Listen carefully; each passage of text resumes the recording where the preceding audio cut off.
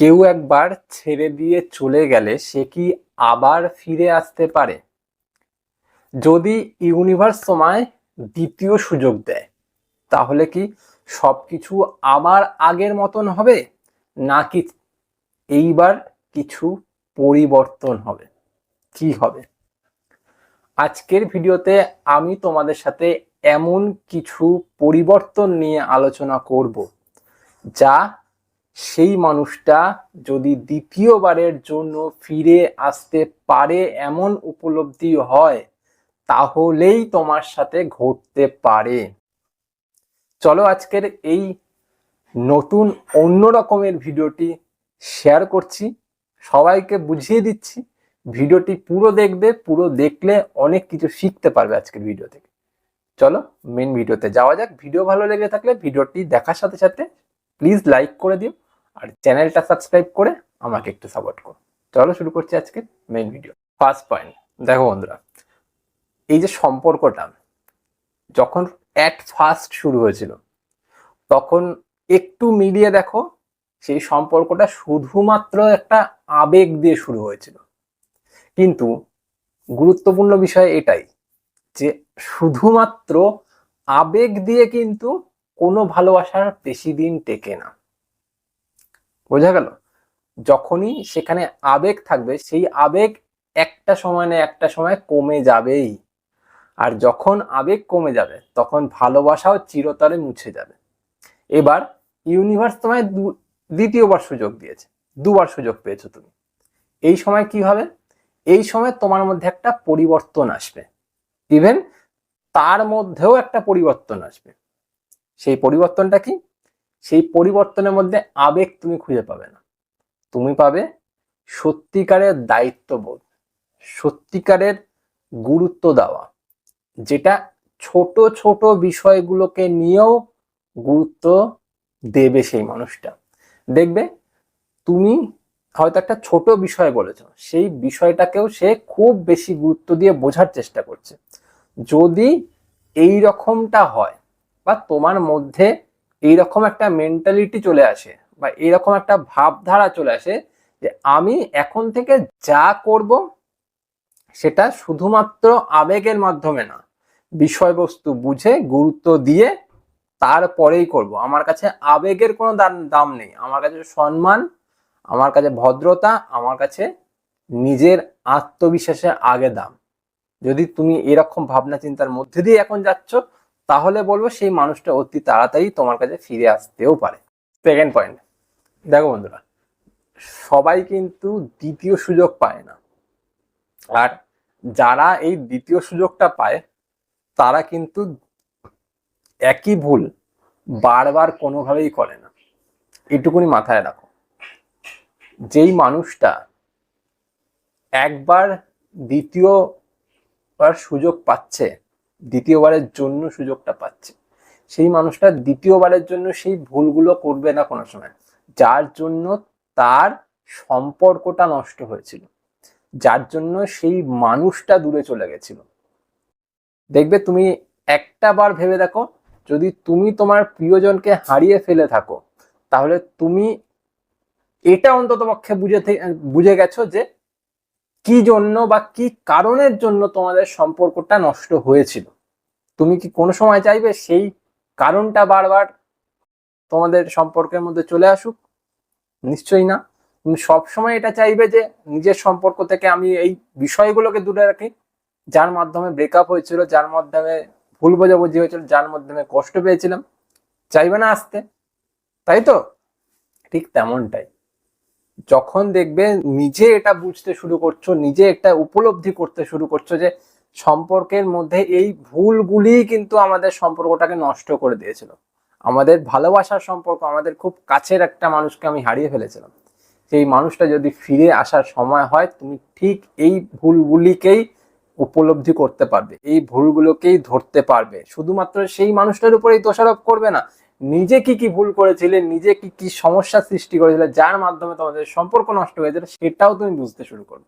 আর যখন সেটা বুঝতে শুরু করবে, দেখবে কিছুদিনের মধ্যে সেই মানুষটির কোনো না কোনো একটা আভাস তুমি পেয়ে যাবে। থার্ড পয়েন্ট, দেখো বন্ধুরা, বিশ্বাস এমন একটা বস্তু না যা ফিরিয়ে আনা ভীষণ কঠিন। আর শুধু ফিরিয়ে আনাটাই এমন একটা বিষয় যেটা কিন্তু কোন একটা ধারাবাহিক অভ্যাসের মাধ্যমে ফিরে আসে। জাস্ট নর্মালি বললাম ফিরে চলে আসলো না, সে আবার বিশ্বাস করতে শুরু করে দিল, এটা একদম নয়।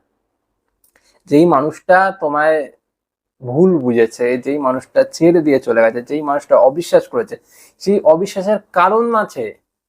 সেই মানুষটা কিন্তু এমনি এমনি ছেড়ে দিয়ে চলে যায়নি, ঠিক আছে?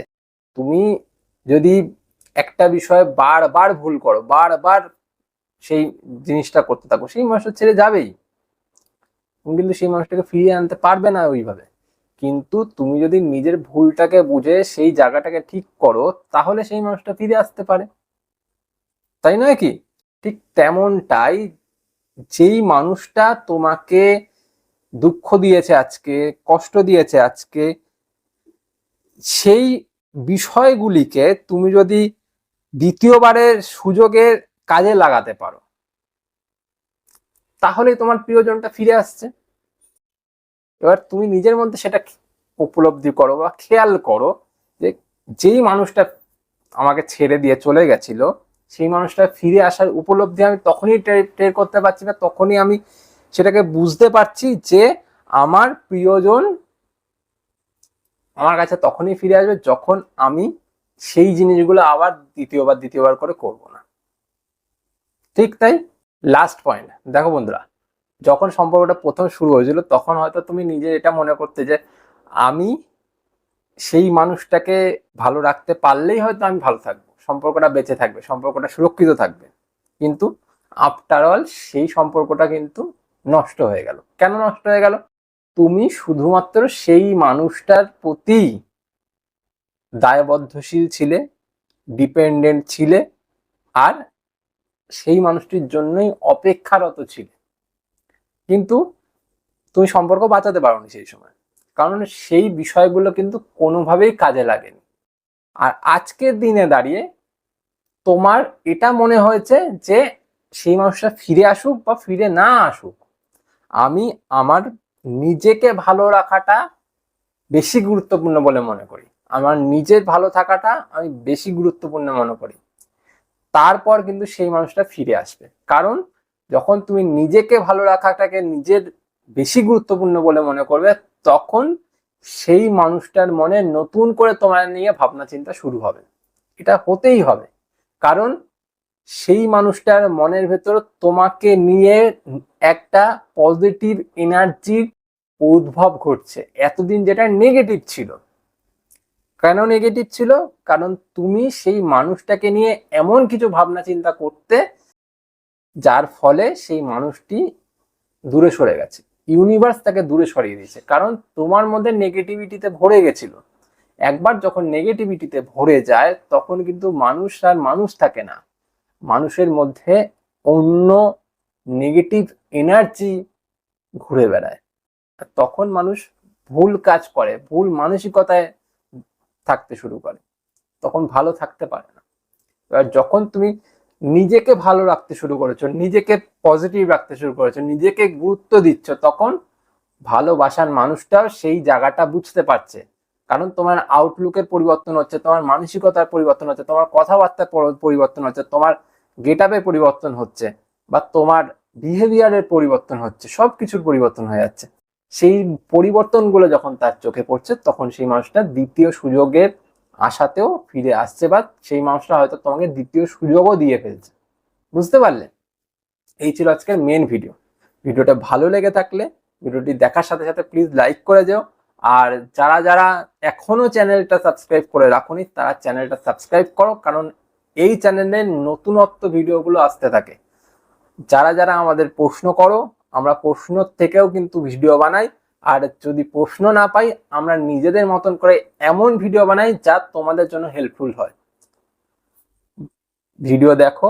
এর সাথেও আমাদের আরো একটা চ্যানেল আছে, লাভ অ্যাডভাইস বাংলা, সেটাও দেখো। ঋত্বিকা নামে আর একটা চ্যানেল আছে, সেটাও দেখো।